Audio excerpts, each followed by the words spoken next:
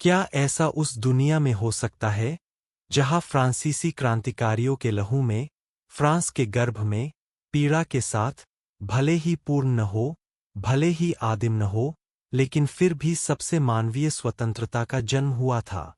यह दुनिया सच में पागल हो गई है, और इसे बाहरी घटनाओं और वस्तुनिष्ठ परिस्थितियों ने नहीं, बल्कि असली तानाशाहों, निरंकुश शासकों और स्वशासितों ने पागल बनाया है। आज स्वस्थ सोच को पागलपन माना जाता है, और इसे हर तरह से एक मानसिक रोगी की जैकेट में जकड़ने की कोशिश की जाती है। आज पागलपन को एक नया धर्म माना जाता है, जबकि सामान्य ज्ञान धीरे धीरे अकेले स्थानों में सर रहा है।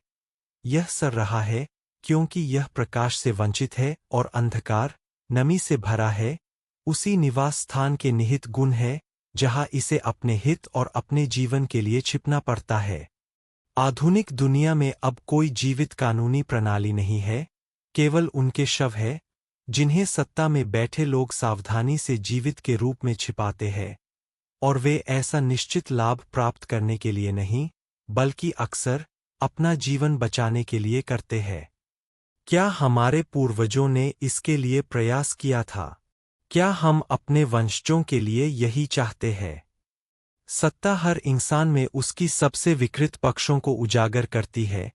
जितनी अधिक सत्ता, उतनी ही सफलतापूर्वक वह ऐसा करती है, और वह मूर्ख है जो सत्ता के लिए प्रयास करते हुए यह मानता है कि उसे प्राप्त करने के बाद वह अच्छाई और बुराई के ज्ञान का फल चख सकेगा। वह केवल एक ईथर, क्षणिक, जानबूझकर बनाई गई खोल का स्वाद ले पाएगा, जिसके पीछे पूर्ण शून्यता है। आज से हमें पसंद के अधिकार से वंचित कर दिया गया है, जानबूझकर वंचित किया गया है, और इसलिए उनका अपराध और भी गंभीर है। अपने भाषणों में वे इस सिद्धांत से निर्देशित होते हैं कि कोई कदम न उठाना पीछे हटने से भी बदतर है। बच्चों जैसी बचकानी बात। आज वे हमसे यह अधिकार छीन लेंगे, और कल हमें अधिकारों की आवश्यकता नहीं होगी। तुम जो एक गुलाम हो, तुम जो कर्तव्यों के प्रतिमान में मौजूद हो, तुम्हें उन्हें सब कुछ देना होगा, और वे तुम्हें कुछ नहीं देंगे।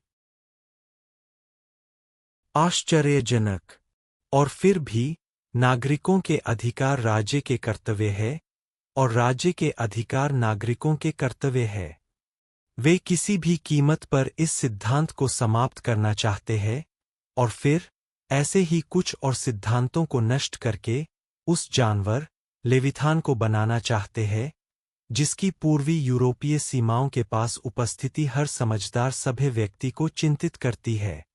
पहले वे हमें सत्ता का चुनाव करने के अधिकार से वंचित करेंगे, और फिर एक सूट, एक घर या एक कार का चुनाव करने के अधिकार से।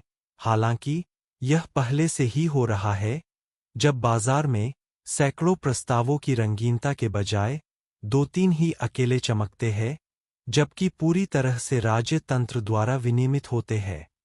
तो यदि कोई व्यक्ति राज्य के बारे में कुछ निष्कर्ष निकालना चाहता है, तो उसे उसके बाजारों को देखना चाहिए, बाहरी और आंतरिक, जिसमें वित्तीय भी शामिल है, कौन से सामान उनमें आते हैं और जाते हैं।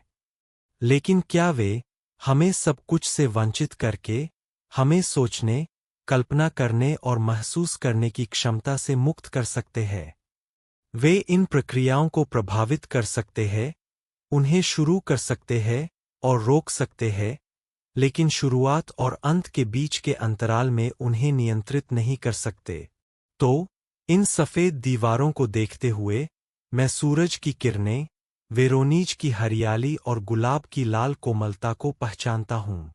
तानाशाही को तानाशाही के अलावा कुछ भी नहीं बदल सकता है।